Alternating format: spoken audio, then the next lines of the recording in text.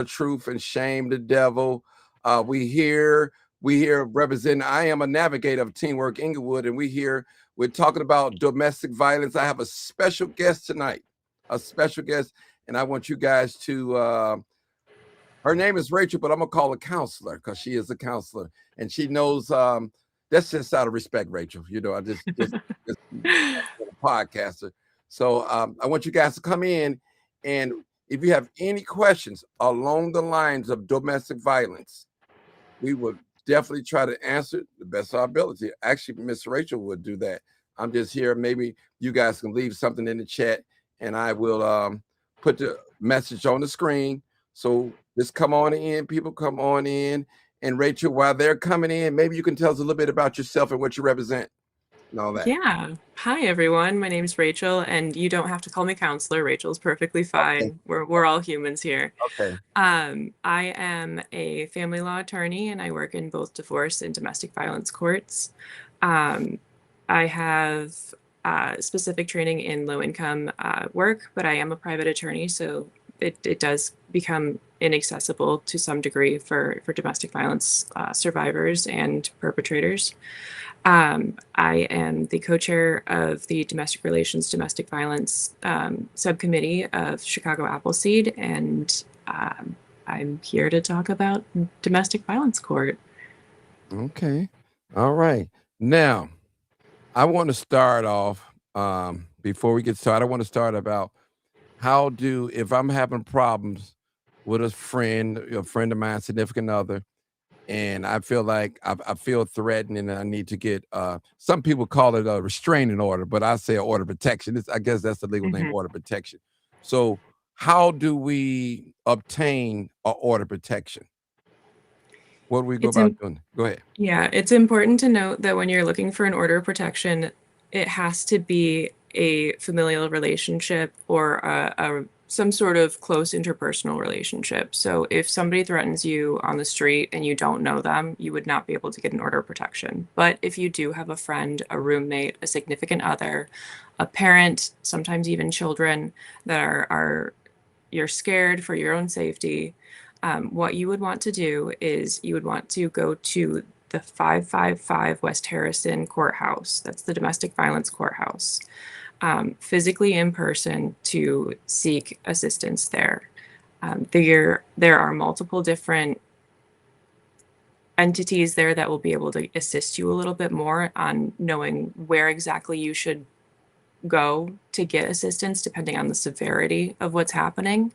That goes from an agreed no contact order all the way up to criminal charges against the person if it's significant abuse.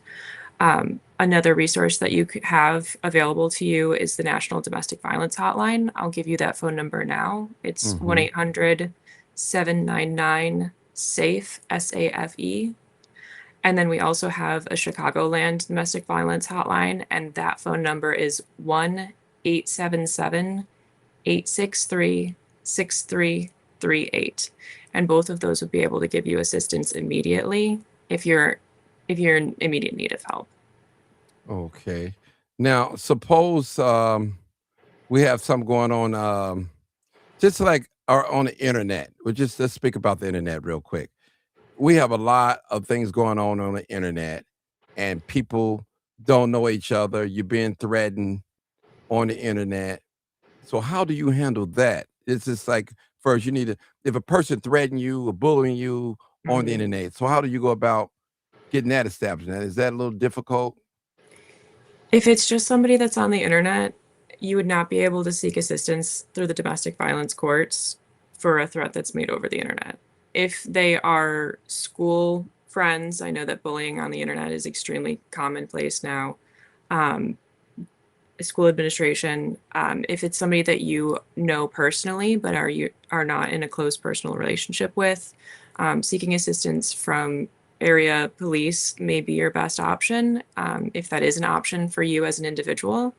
But just general threats on the internet does not rise to the standard of domestic violence courts in at least Chicago. Oh, okay. Or Cook County. Now, this is getting a little personal now. Men. Now, most men don't really come forth and say, "Hey, I want a restraining order or order protection," or my significant other or my ex-wife or wife is shooting at me doing something. Do you have cases like that? Do you get calls like that? I have a couple of times. I've Okay. spoken, I believe, to three different men that were very much, in my opinion, they would have been able to get an order of protection against their significant other. Those three men never moved forward with legal action against them because they were afraid of stigma being a domestic violence survivor. Domestic violence is something that statistically we see disproportionately affecting gender identity, Mhm. but it doesn't necessarily mean that that's actually what's happening in reality. Um, we live in a complicated world where people have very complex feelings, and one of those feelings is shame.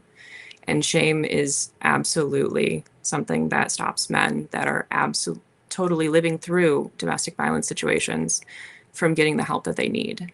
And I Okay. think that outside of the legal system, one of the things that you and I should be doing is making sure that it's a safe environment for men to feel comfortable saying that they are survivors of domestic violence. Okay. Now, a question is coming to my mind first.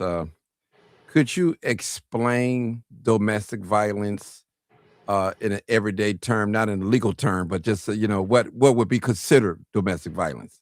Yeah, so Ooh, I'm making I you can. think I'm a counselor. Yeah, I'm trying to think, I'm Okay. gonna say some Yeah. stuff and then Right. is if somebody's that is experiencing that, is that gonna hold up in the courtrooms? Right. I'm gonna hit you with the ages old attorney answer. It really depends. Okay.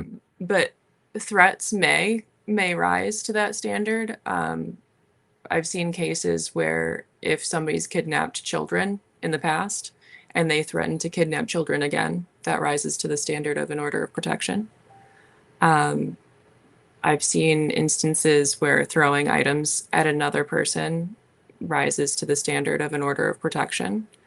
Um, Instances where someone's being followed, um, individuals that are at work and somebody continues to call and ask if they're on shift.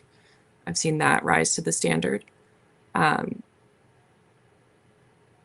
all the way up to physical violence. I think Mm. things that every layperson would consider domestic violence, hitting, punching, stabbing, etc., will obviously be domestic violence. But there are so many instances where there are other things that count too.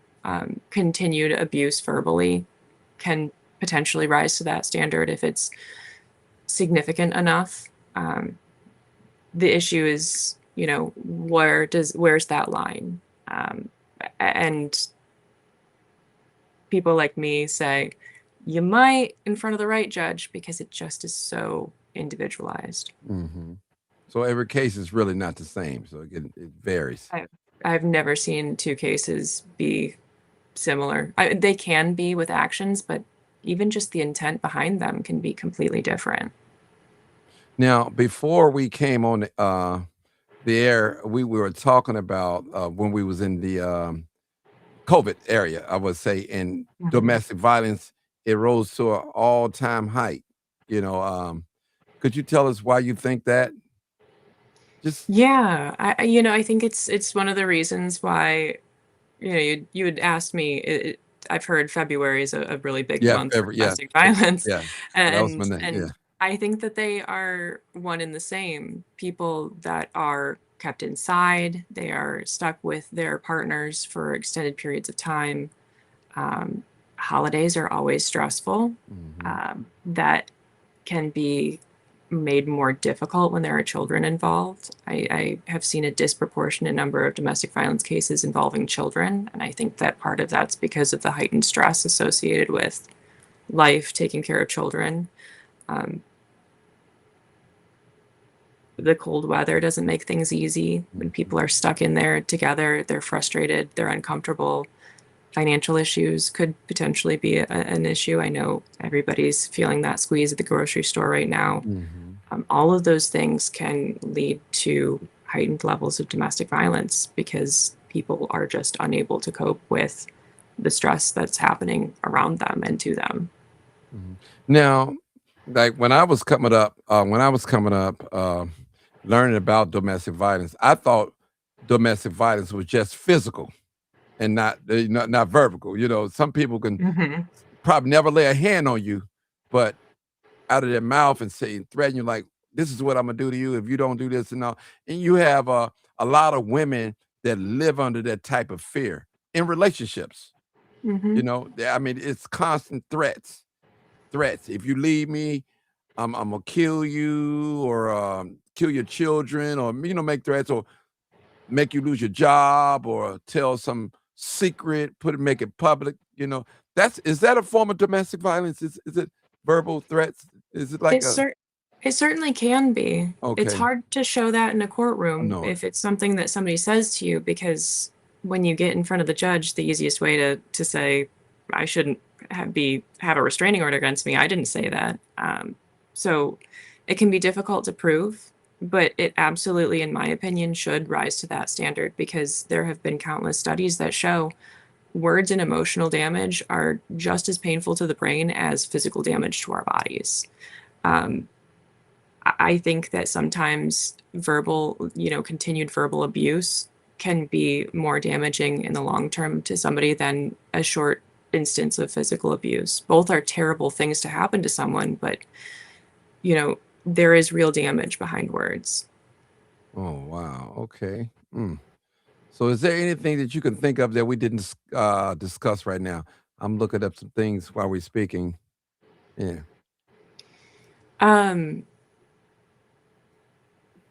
if I can impart any information about the domestic violence courts to listeners, it's that it's confusing and it's scary. And there are resources available in the domestic violence courthouse that maybe they don't know about that may make it less scary for them to seek the assistance that they need. One of those is the litigant assistance program. They are individuals in 555 West Harrison that will walk people through understanding paperwork, understanding where they need to go physically in the building, and provide assistance with things like childcare while individuals are testifying in front of the judge about what's happened to them. Um, Having resources available to parents that need protection for their children to not be re traumatized to hear about the trauma that's happened in their family has made accessing the care that they need a little bit easier. We've found a lot of positive things come out of that. Um, we also have Access Justice or Send Justice, who is excellent. They are actually housed in the courthouse and they will take a small number of cases and they will represent individuals free of charge um, as they make their way through the domestic violence system. Mm. Now, you do private practice, right? Yes, I'm a private O- attorney. Okay, so you are for hire, right? I am for hire. I am for hire. Um, and that in and of itself can be burdensome because some people that are facing domestic violence are also facing financial domestic violence. Mm. It's not uncommon to see people have their finances taken away from them so that they're forced to stay in that situation. They can't afford to leave. So but I say that I'm a private attorney, but I'm not necessarily proud to say that I'm a private attorney in that case. Oh, okay. Real quick, I know you said it early. Tell us a little bit about yourself because for our early viewers that wasn't here, they can know who we're talking to and tell us a little bit because you are indeed a professional. So hey, all right. Yes. Hi, everyone. Again, I'm Rachel. I am a private attorney. I work in domestic relations and domestic violence courts here in Cook County. I specialize in low cost services. That doesn't necessarily mean no cost, as we just mentioned, but I do interact with the civil side of domestic violence. Domestic violence courts are a hybrid monster of both criminal and civil, and so there are a lot of overlaps that we see. An excellent resource also, the prosecutor's office is in 555, and they do take cases as well. So that might be another free resource. Okay, beautiful, beautiful. So now, what month is Domestic Violence Awareness Month? I think we said it earlier. Yeah, it's October. It's October is October. Okay. Domestic Violence Awareness Month, but as you and I have said, Yeah. might want to make it February just because of the way that we see cases pop up and get more intense. But yes, it is October. There are all kinds of groups throughout the city that will put on specific events. I know Sarah's Inn is excellent when it comes to assistance with domestic violence survivors. And there's a bunch of other groups as well that really try to push the message that month too. Okay.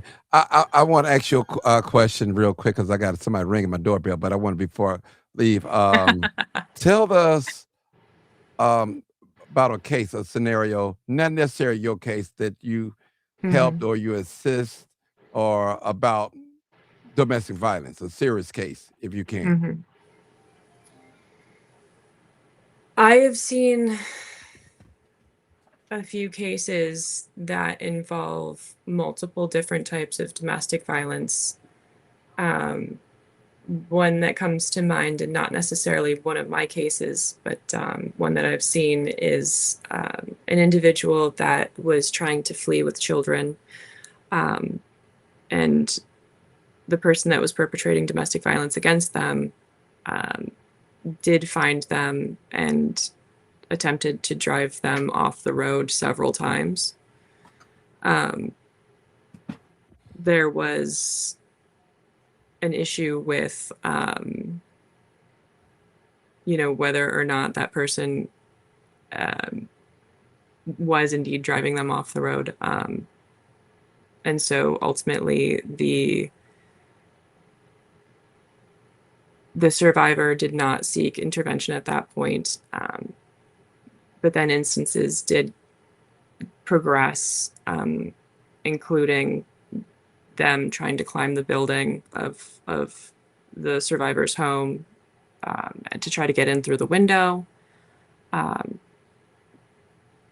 There was an order of protection put in place, and violation of that order of protection occurred afterwards. One thing that is concerning when it comes to domestic violence court is the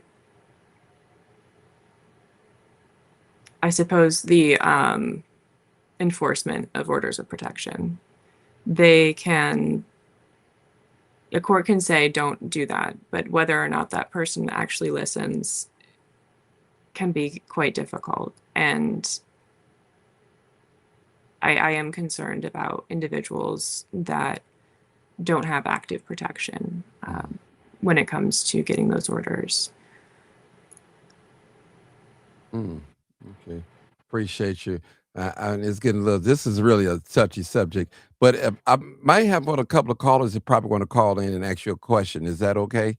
Yeah, of course. Okay. I'm going to put the number up there so they can call in, and so that I can get them, because normally we do call-ins too as well. Let me put the number up and have them call in, 872. If you have any questions out there, you can either put it in the chat or call in. The number I'm going to put up there is 299-0808 or 872-297-6389. The phone lines are open. Any question, and all questions are confidential, so you don't have to reveal your name. I won't give your number out if you have any questions that's concerning to domestic violence. And I'll put that up there. His numbers is on the screen right there. And you're more welcome to call in, 872-299-0808 or 872-297-6389 to call in and ask some questions. And you might learn something tonight. I'm learning something tonight too, because I work with a social service agency and I like to know certain things. I like to refer, I work with Teamwork Englewood, of course, you know that, and also another agency. And we do, and actually, I deal in violence, so I'm work with a violence prevention program. So, so that's I might have a participant that is enduring domestic violence. So I need to know what channel to take because it's real sacred, with that because Mhm. they do have domestic violence shelters out here too as well, right? I've heard of They that. do. They Okay. do. Um, to what extent they are comfortable shelters to be in, I'm not so sure. I think they probably vary. But it is a way to get um, out of a situation if you don't have the financial resources or the support from your community to be able to leave. I apologize. My cat is making himself well known. No problem. Um, um, as a friend, though, one of the things that I've seen with survivors of domestic violence is sometimes it takes a little while for them to seek the help that they need. Mhm. Sometimes there's a pause between surviving and taking action. And sometimes the best thing that you can do as a friend is to be a safe person to talk to because it can be difficult to share a survival story because a lot of people want to tell survivors what they should do rather than just listen. Mhm. Wow, this is deep. This is deep. And we're right here, located in Chicago, Illinois. I know we got our YouTube audience on here, listening from all over, but we appreciate you guys. And we would like to hear from you guys. Call in 872-299-0808 and ask a question. You can be a male or female, it doesn't make a difference. So we don't discriminate. Just call in and ask the question. We'll get the answer from the professional. This is what you do. And also, you're a divorce attorney too, right? As well. I am. Okay. The instances of divorce and domestic violence overlap all the time. It's not uncommon to see, and to some degree, domestic relations judges, the ones that do divorces, will also act as domestic violence judges because we see them so often. Wow. It's an unfortunate circumstance. Now, we spoke on earlier. I know we talked about this, but Hmm. can you tell us some of the procedures how a person can go get order protection? Some people call it restraining order if need be, and what kind of like qualifies for that. I know we talked about it, but we got some new people coming in, so I'd like to educate them a little bit more. Yeah, of course. I'm going to give those phone numbers again, Okay. just so that people that are in the audience have the access to them. The first one that I'm going to give is the National Domestic Violence Hotline. That's 1-800-799-SAFE, SAFE. And then the Chicagoland Domestic Violence Helpline is 1-877-863-6338. And those are hotlines that can give you an understanding of what you might be able to have available to you immediately, whether you should reach out to the domestic violence courts or if they can give you directions as soon as you need them because sometimes survivors are stuck. They feel very stuck and they can't. The thought process is difficult when you're surviving that trauma. So those phone numbers can be an immediate help. Another thing that you can do is go to 555 West Harrison Street. That is the domestic violence courthouse. Um, in that courthouse, you will meet the intake specialists. They will go and ask you questions, and they will direct you to different groups within the courthouse to assist you and to get what you will need to get based off of the circumstances that you're experiencing. Um, there is confusion at that courthouse because there's both civil and criminal domestic violence courtrooms. Um, for people that are looking for criminal domestic violence cases, those orders of protection, the state's attorney will file against their perpetrator. And it's important to know that when a state's attorney does that, they are representing the state. They are not necessarily representing the survivor. I've had contact with a few different individuals now that have criminal orders of protection pending against a partner that has caused their partner to lose their job or have their job in question, and child support becomes an issue because the survivor needs the funding from child support to maintain their lifestyle, while the perpetrator is now having issues with their employment because of the pending charges. Civil courts can be a little bit more flexible about that, but criminal courts have a much more rigid structure. Once they're involved, they're going to take it all the way through. Mm.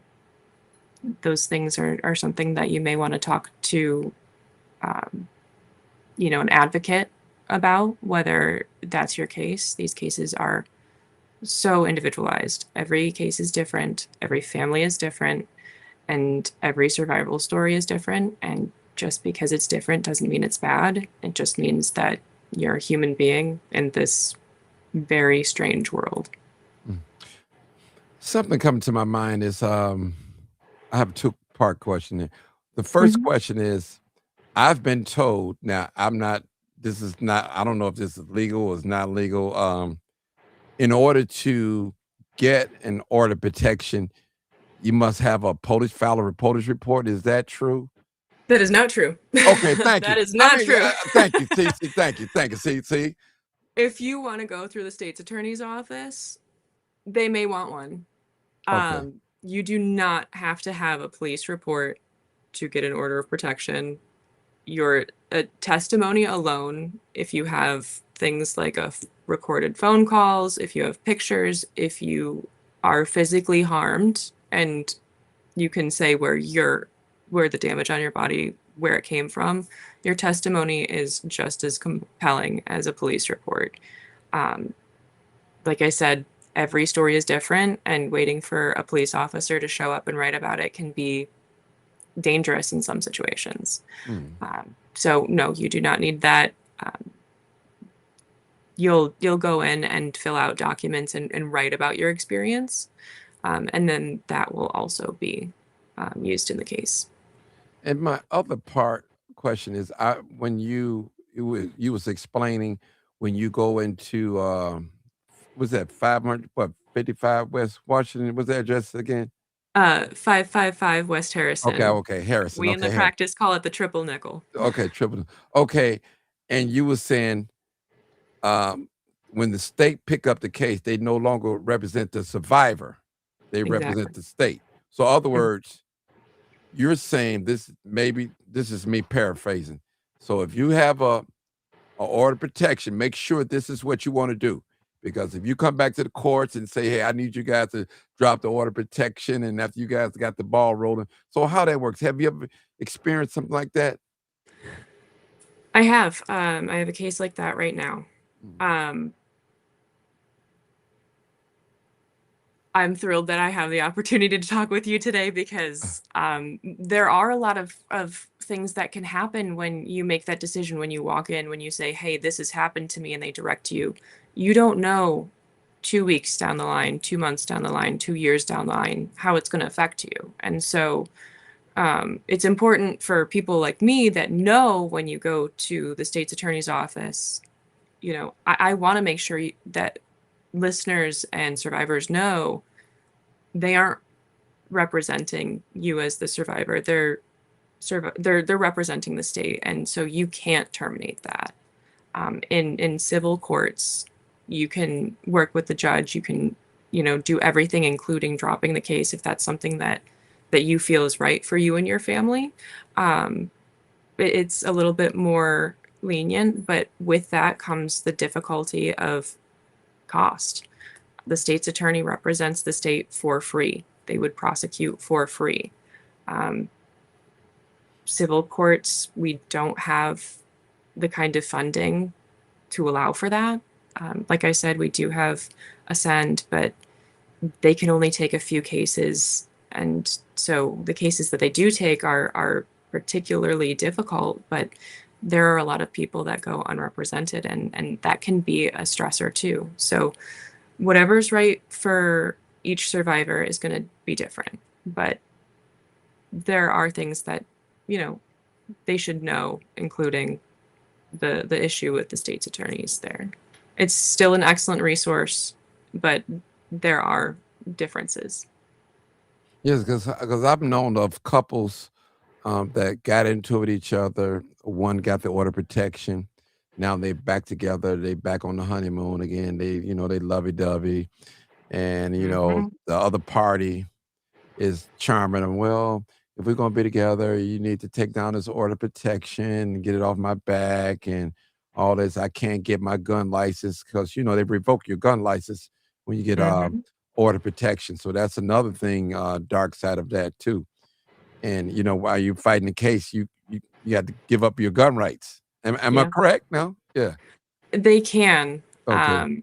It, there are certain things that have to be included in the original case, but they Mm. absolutely can. And that is something that if you're somebody that is a gun owner and you need it for, I'm so sorry. No Come on, problem. buddy. Thanks. Mm, If that is something that you value, that's something you should keep an eye on, mm, because they will hold your firearms for you. mhm. You will have to bring them in, but you won't have them with you. Okay, we have a question up here. It said, "Have you ever had any men file order protections against women? Can you elaborate about those men that have filed for protection against women and what was the turnout overall after they were served?" I have had men file orders of protection against women. Um, the cases that I have represented men that are domestic violence survivors have had very, very dangerous facts. Um, they tend to involve extreme violence with weapons. Um, that does not necessarily mean that any male should wait for that to happen. Any domestic violence is too much domestic violence, and men should absolutely seek orders of protection when it's necessary. Um, as far as service is concerned, people don't tend to like getting served. Phone calls, messages. I've had one case where she may have shown up to his workplace, but he was somewhere else, thankfully. Um, it was not, it was extremely, it was a scary situation. Um, but men can get orders of protection just as much as women can. There is no gender designation in the statute. That being said, judges are people just like you and I. They may come in with their own thoughts and feelings. I Mm, do know that the domestic violence courts try their best to be even headed when it comes to gender and gender violence. Um, but one of the concerns I can absolutely see is of being a male violence survivor is there might be bias in the judge. mm. Oh, that definitely can, most definitely that can happen. That definitely. I'm quite sure you've experienced that in the courthouse. I'm quite sure you've experienced that. We still got the phone lines open, people. 872-299-0808 or 872-297-6389. All right, we're taking calls and we got for a little while. Probably a couple more minutes left, and I want to get some more calls. It's something that you don't understand. Okay. Let me see. Have you ever found? Let me see if I see any more questions. All right. Princess, she said, if some men that is still going through it, some of these females be out of control and don't know when to stop. Okay. All right. Let's see. I'm trying to read some of these things. All right. We need some callers, people. Somebody call in and ask some questions. And is anything that you could think of, Miss Rachel, that you forgot to mention? Any? Oh, that I forgot to mention. The forms for getting an order of protection on the civil side are available on the Cook County website. So if you're concerned about getting there and not knowing what to do or what those forms are going to look like, you can look at them online. You can try to fill out some of those documents beforehand. But one of the things that's really excellent about 555 is they do have individuals that will sit down with you and explain to you each section and what your information of that information, what should go there. So they can give you assistance in getting those documents filled out. They can't give you legal advice, but they can at least point you in the right direction, which we have found has helped a lot of cases go. We don't just have one petition and then we lose them. We see them coming back. And so having individuals that will reach out and contact survivors has been excellent. Hmm. Now, I want to ask, it's a little touchy here. Have you Mhm. ever had some same sex or domestic violence cases as well? I did. I had one case with two women. It ended in a mutual no contact order because the judge found that both of them were acting in a way that would constitute as domestic violence against each other. That's not uncommon in cases. Sometimes people see both parties doing domestic violence against each other, and sometimes the best thing to do is just say, okay, no more on both sides. Neither of you can contact each other. Nobody's going to either anybody's house. Just we're clean break. Hmm. Yeah, that's real serious. Now, what is do you have any percentages of that the same sex domestic violence cases in male and female?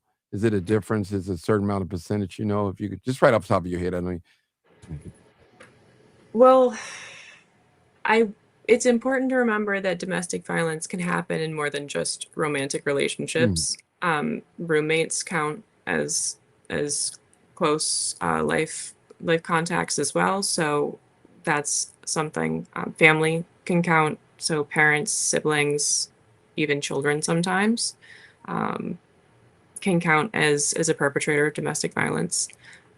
As far as relationship domestic violence, I would say the bulk of my cases are heterosexual relationships. I've only ever had the one lesbian relationship, but mm, that may not be because, queer people are better at not hitting each other. It might just be that they aren't reporting it as well. In the same sense that we see an overwhelming number of women being domestic violence survivors, it may not be the case because men may not be reporting it. We don't know that domestic violence is happening unless survivors are reporting it. So there might be stigma against that. mm. Okay. Um, I think maybe I have a few more questions. When it comes to domestic violence, like, do you recommend to give any psychological help, a therapist or something? Is that I suggest therapy for just about everybody I have as clients because let me tell you, just about everybody I speak to on a daily basis needs it to some degree. This is such a stressful time in everybody's lives. Domestic violence is maybe the worst thing an individual's going to live through.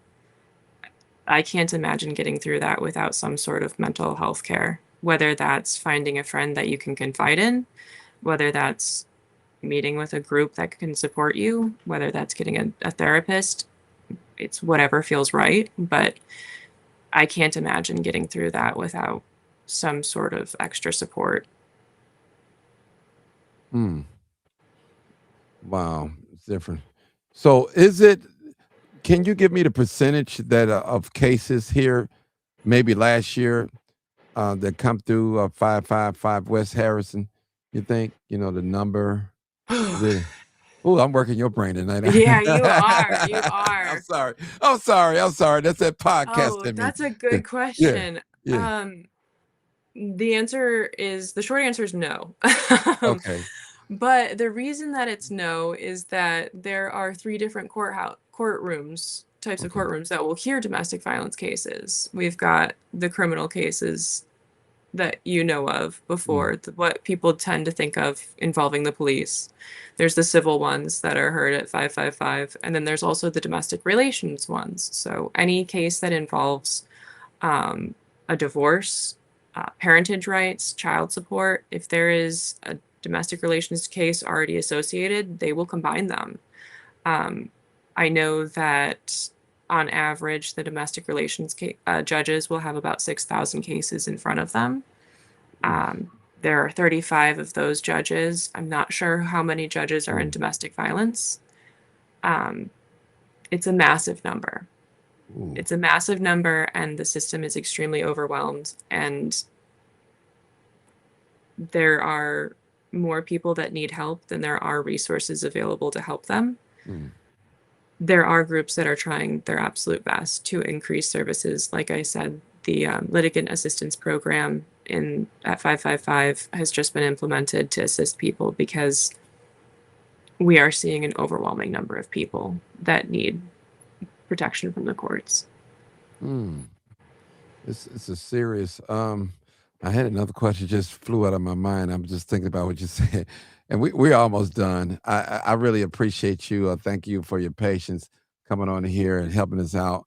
Because you're the professional, and like I just thought domestic was just domestic. I didn't know it had domestic civil, domestic violence, and the other one you named. It's 3 different types of court. Domestic relations. Yeah, relations. Yeah. See, I didn't know that. I was just thought it was just all thrown in one. Can you imagine being a survivor and going through that trauma and trying to figure this out? I mean, sometimes I'm confused. I'm not. I understand it, but my God, it's so complex. It's confusing, and people that are going through some of the worst things in their life are trying to figure it out with very little help. So yeah, it is confusing. Well, this is my last and final question. I promise. Lord, don't let me lie. Absolutely. Now, when it comes to court, dealing with these cases, do you guys recommend Zoom or they come in person with the survivor? Most of the cases that I have seen in domestic violence will always be on Zoom, and that's for the survivor's safety. Okay. If there are instances of physical violence against them, putting those 2 people in a room is not a good idea. Putting them in a room and then telling them to leave together and go out into the world where there's nobody watching them, even worse idea. So Zoom is probably what I would suggest if there's an option. Zoom can be difficult to access. I know a lot of people have a hard time getting connections to Wi-Fi. Zoom is confusing on the phone. Some people don't have access to a reliable computer. In those cases, the courthouses do have computers available to them. You can go to any courthouse, including the Daily Center, to access the Zoom courtroom at 555 if there's any concern over your safety. But the first thing that you have to think about is your safety, and the first thing that the domestic violence courts try to consider is the safety of the survivor. Okay. All right, I'm out of questions. I worked you today. I'm so sorry. I'm so just No, Martin that's Johnson. okay. That's just Martin Johnson. Just since we didn't get no calls in, so I had to make it interesting. But I want to ask everyone to share this video, talk about it, put it in your groups, download it, whatever. Just share this information. It was some good, valuable information that I really didn't know. I don't know everything. We had the professional on here, so she was telling us everything that we need to know. Again, I want to shout out to Mark Mitchell, Teamwork Englewood, for putting this together in such notice. Listen, it dropped it on me. I said, come on, I'm ready. I'm ready for the challenge. And I want to thank you, Miss Counselor, Miss Rachel. Thank you for your free legal advice. Thank you so much. Not legal advice. Not okay. That could land me in some trouble. That's right. But I'm happy to speak with you anytime, Right. Martin. It was great. Thank you so much for having me. Thank you. And make sure you rub the meow. Yeah. And he's I appreciate you. Again, anytime I'll probably did you leave me your flyer too as well. So when this is over, I'll make sure that I'll post your information. So if someone wants to get in contact with you, and hopefully they'll say, hey, I followed Martin G and I heard you on Martin G show. Mention my name now. If you use her, make sure you mention my name. Again. Yes, absolutely. Good. Okay, thank you. So again, I want to thank Associate Director Mark Mitchell for allowing us to come on today. Thank you, Mark. Appreciate you. I need all the people to share this for me. Thank you so much. Y'all already know what it is. This is my little chat, so just hold on. I have to say this. I didn't play it. You already know what it is. Live, uncut, unedited. Tell the Tell the truth. truth. And what?